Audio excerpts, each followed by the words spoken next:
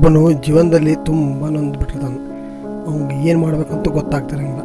ಎಲ್ಲ ಮೇಲೆ ಕೆಳಗೆ ಆಗ್ಬಿಟ್ಟಿರ್ತಾವೆ. ಏನು ಮಾಡಿದ್ರು ಕೆಲಸ ಆಗ್ತಿರಂಗಿಲ್ಲ.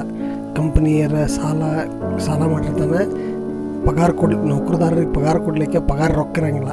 ಅದೇ ಟೈಮಿಗೆ ಒಬ್ಬರು ಸ್ವಾಮೀಜಿ ಅವನ ಹತ್ರ ಬಂದು ಕೇಳ್ತಾರೆ, ಏನು ಮಾಡ್ಲಿಕ್ಕತ್ತಿ, ಎದಕ್ಕೆ ಕೂತೀವೋ, ಕೆಲಸ ಮಾಡೋದು ಬಿಟ್ಟಿಲ್ಲಿ, ನಿನ್ಗೆ ಯಾಕೆ ಹಿಂಗೆ ಕೂತಿ ಅಂತ ಕೇಳ್ತಾರೆ.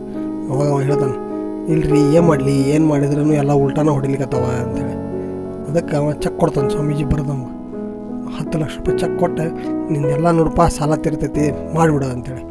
ಅವಾಗ ಅವ ಹೇಳ್ತಾನೆ, ನಂಗೆ ತೊಗೊಳಂಗಿಲ್ರಿ, ನಾನು ಹಂಗೆ ಯಾವತ್ತೂ ಫ್ರೀ ಆಸೆ ಮಾಡೋಂಗಿಲ್ಲ ಅಂಥೇಳಿ.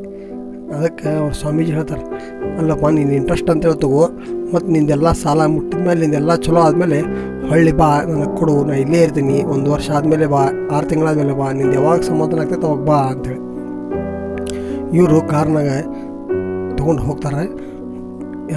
ಅಲ್ಲ ಇದನ್ನು ಉಪಯೋಗ ಮಾಡಲಿವೋ ಬೇಡೋ, ಇರಲಿ ನನ್ನ ಕಡೆ ಸೇಫ್ಟಿಗಿರಲಿ ಅಂಥೇಳಿ ವಿಚಾರ ಮಾಡ್ಕೊಂಡು ಇದನ್ನ ಈಗ ನಾವು ಡಿಪಾಸಿಟ್ ಮಾಡೋದು ಬೇಡ ಅಂಥೇಳಿ ಕಂಪ್ನಿಗೆ ಹೋಗಿ ಮತ್ತು ಕಂಪ್ನಿ ಒಳಗೆ ಲೇಬರ್ ಕೂಡ ಎಲ್ಲ ಮಾತಾಡಿ ಮತ್ತು ಒಂದು ಹೊಸ ಸ್ಟಾರ್ಟ್ ಮಾಡ್ತಾರೆ. ಇರಲಿ, ರೊಕ್ಕ ಇದ್ದಿದ್ದು ಧೈರ್ಯ ಇರ್ತದೆ ಅವ್ರ ಕಡೆ, ಏನಾದರೂ ನಾನು ನಡೀತದೆ ಅಂಥೇಳಿ ಮತ್ತು ಹಿಂಗೂ ಚಲೋ ಮಾಡ್ತಾರೆ. ಚಲೋ ಆಮೇಲೆ ಬ್ಯಾಂಕಿಗೆಲ್ಲ ಹಳೆಯ ಸಾಲವನ್ನೆಲ್ಲ ಮುಟ್ಟಿಸ್ತಾರೆ.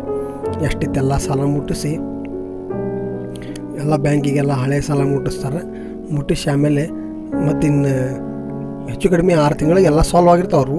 ಆಮೇಲೆ ಹೊಳ್ಳಿ ಕೊಡಬೇಕಲ್ಲ ಅಂಥೇಳಿ ಚೆಕ್ ಬೇಡ ಅಂತ ಹೊಳ್ಳಿ ಕೊಡೋಣ ಅಂಥೇಳಿ ಮತ್ತು ಗುಡಿ ಕಡೆ ಬರ್ತಾರೆ. ಗುಡಿ ಕಡೆ ಬಂದ ಹೊತ್ತಿನಾಗ ಅಲ್ಲಿ ನೋಡಿದ್ರೆ ಅಜ್ಜ ಇರೋಂಗಿಲ್ಲ. ಅದ್ರ ಸಂಬಂಧ ಎಲ್ಲ ಕಡೆ ಹುಡುಕಾಡ್ತಾರೆ. 2 ದಿನ ಬರ್ತಾರೆ, 3 ದಿನ ಬರ್ತಾರೆ. ಆಮೇಲೆ 6ನೇ ದಿನ ಅಲ್ಲೊಬ್ಬರು ವಯಸ್ಸಾದವ್ರು ಬರ್ತಾರೆ.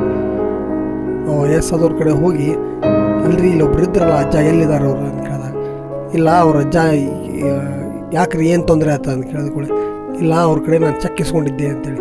ಅಯ್ಯೋ, ಅವ್ರು ಮೆಂಟಲ್ ಹಾಸ್ಪಿಟ್ಲಿಗೆ ಹೋಗ್ಯಾರ್ರಿ, ಯಾಕ್ರಿ ಅಂತ ಕೇಳಿದರೆ, ಇಲ್ರಿ ಅವ್ರು ಎಲ್ಲರಿಗೂ ಚೆಕ್ ಸಹಿ ಮಾಡಿ ಕೊಡ್ತಾರೆ, ನಾನೇ ಜಗತ್ತಿನ ಶ್ರೀಮಂತ ವ್ಯಕ್ತಿ ಅಂತ ತಿಳ್ಕೊಂಡು ಎಲ್ಲರಿಗೂ ಫೇಕ್ ಚೆಕ್ ಸಹಿ ಮಾಡಿ ಕೊಟ್ಬಿಡ್ತಾರೆ ರೀ ಅವ್ರು ಅದಕ್ಕೆ ಹುಚ್ಚ ಆಸ್ಪತ್ರೆಗೆ ಹಿಡ್ಕೊಂಡು ಹೋಗ್ಯಾರ್ರಿ ಅಂತ. ನಂಬಿಕೆ ಇದ್ದರೆ ಸಾಕು. ನಂಬಿಕೆ ಮನುಷ್ಯಾಗ ಏನು ಬೇಕಾದರೂ ಮಾಡಿಸ್ತದೆ.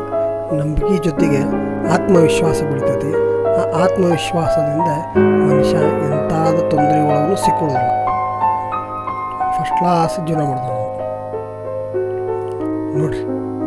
ಇವತ್ತು ಆತ್ಮವಿಶ್ವಾಸ, ನಂಬಿಕೆಯನ್ನು ಕಳ್ಕೊಬೇಡ್ರಿ ನಿಮ್ಮ ಮೇಲೆ ನೀವು ಅಂಥೇಳಿ ಈ ಕಥೆಯ ಒಂದು ನೀತಿ ಪಾಠ ಇದೆ. ಧನ್ಯವಾದಗಳು. ಸಬ್ಸ್ಕ್ರೈಬ್ ಮಾಡಿ ಮರಿಬೇಡ್ರಿ.